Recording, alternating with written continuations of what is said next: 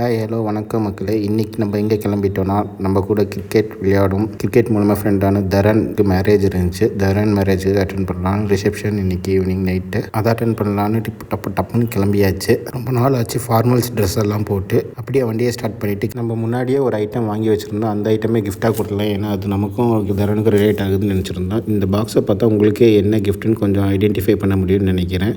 Maybe end of the video நானும் gift என்னன்றது உங்களுக்கு ரிவீல் பண்ணுறேன். நியரஸ்ட் கிஃப்ட் ஷாப்பில் வந்து பேக் பண்ணிவிட்டு ரிசப்ஷனுக்கு நானும் ஷிவும் தான் ஒன்றா போகிற மாதிரி பிளான் இருந்துச்சு. பட் 7:15 போகலான்னு சொன்னதுக்கு 6 o'clock 7 o'clock வந்துடுவேன்னு சொன்னார். பார்த்தா 8 o'clock அங்கே தான் இருந்தார். சரி என்னமோ பண்ணி தொடர்ந்து விட்டேன். அதில் நம்ம டீம் நேம் FTC வினோத்னு மென்ஷன் பண்ணியாச்சு. கிஃப்ட்டை பேக் பண்ணி கிஃப்ட்லேருந்து எடுத்துகிட்டு அடுத்து டிஸ்டன்ஸ் எவ்வளோ தூரம் பார்த்தா இங்கேருந்து மேரேஜ் ஹால் வரைக்கும் 6.9 கிலோமீட்டருக்கு இருந்துச்சு. நெக்ஸ்ட் ரயில்வே ஃபேக்ட்ரியிலேருந்து ராஜன்குண்டே வரைக்கும் ரோடு எக்ஸ்டென்ஷன் பண்ணுறாங்கன்னு நினைக்கிறேன். அதனால கொஞ்சம் டிராஃபிக்கபிள் ஏரியாவாக இருந்தது. டிராஃபிக்கெல்லாம் தாண்டி எப்படியோ மேரேஜ் ஹாலை ரீச் பண்ணியாச்சு. எஸ், இவர் தான் சிவு, பக்கத்தில் இருக்கிற ருத்ரையா.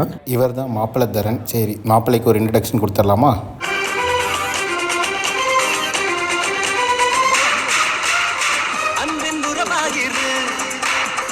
உண்மை மறவாதிரு 100 ஆண்டு வரை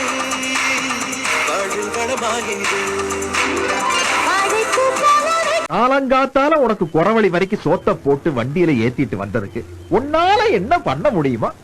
இவர் தான் அவர் தான் இவர். அப்படியே கிஃப்ட்டை கொடுக்கலான்னு கியூவில் போய் நின்றா கூட்டம் கொஞ்சம் ஹெவியாக தான் இருந்துச்சு. பொண்ணு மாப்பிள்ளைய விட சிவுக்கு வெக்கம் ஜாஸ்தியாக இருந்துச்சு. அப்படியே அவர் ஃபேஸில் அதை பார்க்கலாம். அப்படியே நம்ம பசங்க கருடா டீம்லேருந்து வந்திருந்த நிஷாந்த், கொடுவா மீசை அருண் செமையாக இருக்குது. ஷரத் எல்லாத்தையும் ஒரு ஹை சொல்லிவிட்டு பூவாக்கு இறங்கிட்டோம். எஸ், அங்கே தெரியுது பாருங்கள், அது கபாவாமா. கபாவுன்னு தெரிஞ்சிருந்தால் சப்ளை ரைஸ் கிஸ்க் பண்ணி ஒரு 2 பீஸ் எக்ஸ்ட்ரா வாங்கியிருப்பேன். ஃபுட்டு சூப்பராக இருந்துச்சு. எனக்கு எஸ்பெஷலி வாழையில் சுற்றி கொடுத்துருந்த கொல்கட்டை ரொம்ப பிடிச்சிருந்துச்சு. நம்ம ஆளுங்களுக்கெல்லாம் பாய் சொல்லிவிட்டு அப்படியே கிளம்பியாச்சு. நம்மளும் வந்தோடனே பார்க்கிங் ஒரு 1/2 கிலோமீட்டர் தள்ளி போட வச்சாங்க. அது கொஞ்சம் உணப்பு தட்டுச்சு. அப்போது அதுக்கப்புறம் ரிட்டர்ன் போகிறப்போ சாப்பிட்றதுக்கு அதுக்கும் ஃப்ரீயாக இருந்துச்சு. ஒரு குட்டி வாக் போட்டது.